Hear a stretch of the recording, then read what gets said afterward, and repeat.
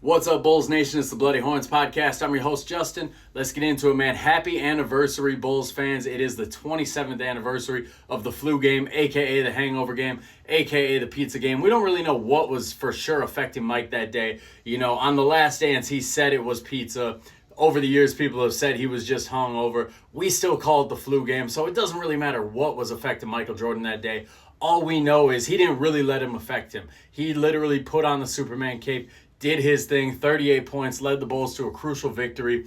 Dude could barely stand. He had to be carried off the court by Scottie Pippen that game. Iconic photo, one of my favorite photos in sports history. It's just a meaningful photo, man. It's just an awe-inspiring performance. This is the performance that led to me being a Bulls fan. It's funny, I was working security at the bar this weekend, and this dude saw my Chicago Bulls hat, and he was asking me if I'm a Bulls fan. I was like, yeah, I'm a Bulls fan, and I'm here in Minneapolis. He's like, you born and raised in Minneapolis, but you're a Bulls fan? So I told him the story, being 7 years old, watching Mike in that game, and that just led to me rooting for the Bulls. The next year, the 97-98 year, the Last Dance year, I was tapped into whatever Bulls game I could watch. They were on WGN back in the day. They're even here in Minneapolis. They were still on WGN. They were on NBC all the time. I was watching Chicago Bulls games whenever I could. I had a Bulls blanket. I had a Bulls beanbag. Like, I was all in on Michael Jordan and the Bulls, and I have been for life ever since. So thanks, Mike, for you putting up 38 points, being carried off the court. It inspired a lifelong loyalty that has led to a lot of heartbreak in the last 25 years. But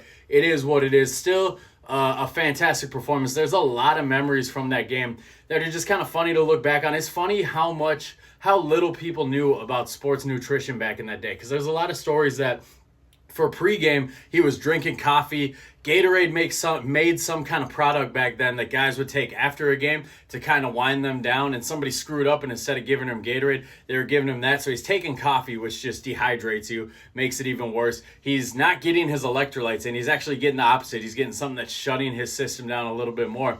And that's what made him look like dude could barely stand, like he was on death's door. You saw every time they went to timeout. And I've watched this game recently. It's on YouTube. You can watch it in full HD and everything on YouTube from start to finish. It's pretty cool to go back and watch. It's like a different sport back then compared to what we watch now. But every time I watch it, I'm just struck by every time they go to commercial break, every time that somebody calls a timeout, you witness this man's soul just leave his body. He looks dead. Like, you just see his shoulders slump. He starts just, slowly walking to the bench. He's barely holding himself up on the bench. And then as soon as that ball is inbounded again, his chest is puffed again. He's got that Michael Jordan back to him. The Superman cape is back on in full effect. And he does what Michael Jordan does, man. This is what makes Michael Jordan so goddamn legendary. It's just moments like this. He never let the spotlight, he never let the moment get too big for him, and he always overcame whatever obstacles people put in his path. It didn't matter what it was. If it was Magic Johnson in his first finals,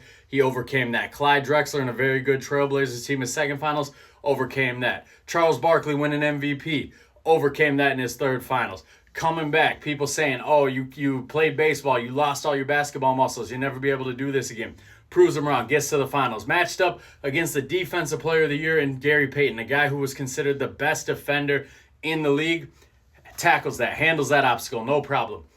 97-98. People think the Jazz are the better team. People forget now what people thought of the Jazz back then, but people kind of thought it was Karl Malone and John Stockton's time. They'd had a long career. John Stockton was drafted the same year as Mike. Karl Malone drafted the year after. People thought that it was kind of their time, that they had the stronger team. Didn't matter. Mike overcame that. So every obstacle that came in Mike's way, he always overcame it. And that's where the GOAT status comes from. People are going to throw LeBron's longevity in my face. Man, LeBron's great. I will never take anything away from LeBron James when it comes to his greatness. But he ain't Michael Jordan, man. When we're talking greatness, longevity ain't as impressive as what you were in your peak. And in your peak, Michael Jordan was unstoppable, guys. It didn't matter if he had the goddamn flu. Didn't matter if he had a hangover. Didn't matter if they poisoned his pizza. He was unstoppable. So shout out to Michael Jordan. Shout out to the anniversary of this flu game. Like I said, it's on YouTube. So if anybody's going to get in these goddamn comments and start arguing with me about LeBron James over Michael Jordan or anything like that, go on YouTube. Watch the game, man. Just watch the game and tell me, when has LeBron James had a performance with this much aura in it? I've never seen it. I've watched LeBron James' entire career from the moment he was drafted up until he got bounced out by the Nuggets this year. I've never seen him have a game with this much aura. So if you're going to hop in these comments defending LeBron, even though this isn't a LeBron-based thing, Go watch that game on YouTube, guys. It's free. So let me know in the comments if this is your favorite Michael Jordan moment or what your favorite Michael Jordan moment is. We'll be back tomorrow with more content.